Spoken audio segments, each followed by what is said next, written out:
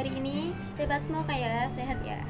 Nah, sebelum kita mulai pembelajaran tentang pramuka kali ini, mari lebih baik kita nyanyikan lagu pramuka agar kita lebih bersemangat. Mari kita nyanyikan bersama-sama.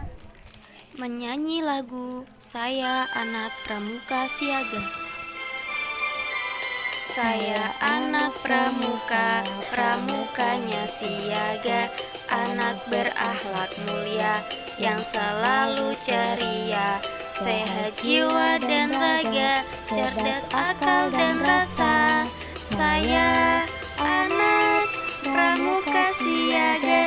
Lakunya, nah pasti masih semangat semua kan ya. Untuk materi kepramukaan kita pada kali ini yaitu mengenai tanaman atau tumbuhan yang ada di sekitar kita yang mudah untuk ditemui.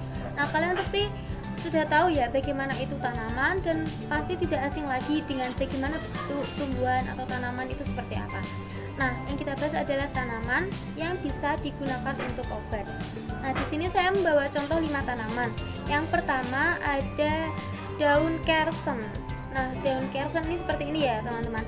Nah, dia itu memiliki kadar serat dan karbohidrat yang sangat tinggi. Dia juga mengandung air serta protein meskipun dalam jumlah yang tidak signifikan. Nah, ini juga dia memiliki manfaat, dapat menstabilkan gula, kemudian dapat mengobati sakit kepala, dan juga dapat menunda penuaan dan juga bisa meredakan batuk. Kemudian yang kedua ada daun jambu biji.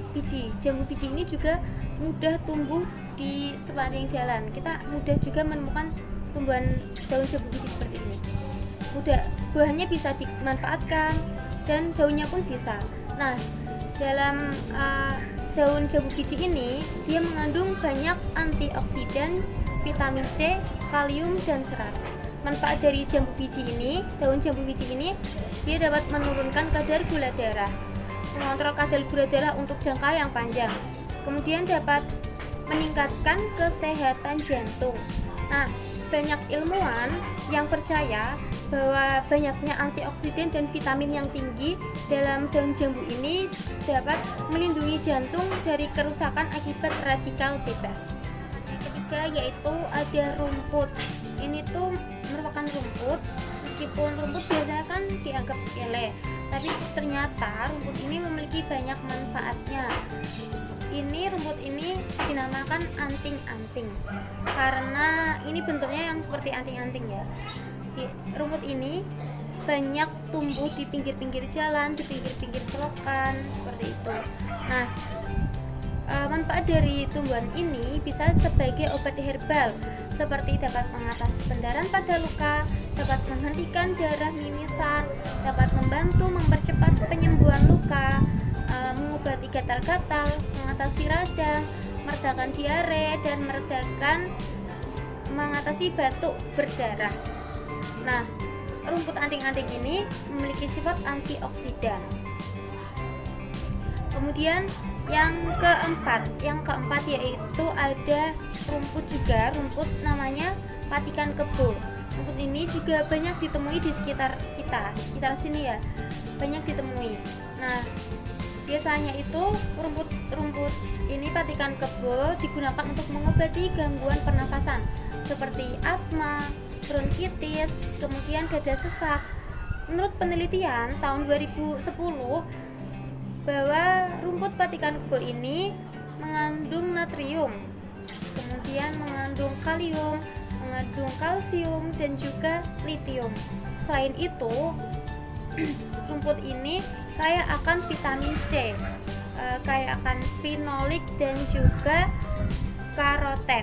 Nah, patikan kebo ini juga dapat meningkatkan sistem imun, menyehatkan kulit, kemudian mengatasi nyeri perut. Namun rumput patikan kebo ini bisa menyebabkan gatal-gatal atau alergi saat dipegang. Jadi untuk kalian jika ingin mencabut rumput patikan kebo ini harus berhati-hati terlebih dahulu. Nah, tumbuhan yang terakhir adalah sawi langit. Ini juga merupakan rumput. Rumput ini biasanya dinamakan sawi langit. Nah, ada juga yang menyebutnya guyung-guyung, ada juga yang menyebutnya ruku-ruku gajah, sapu angin, dan lain sebagainya, tergantung di daerahnya masing-masing. Nah, manfaat dari sawi langit ini dapat mengobati panas, dapat mengobati batuk, disentri, hepatitis, lelah, susah tidur, bisul, dan digigit ular. Nah, bagian yang dimanfaatkan yaitu akar dan daunnya. Tumbuhan ini atau rumput ini mengandung glikosida untuk mengobati sakit perut dan batuk. Nah, tadi itu kelima tumbuhan, yaitu ini kelima tadi.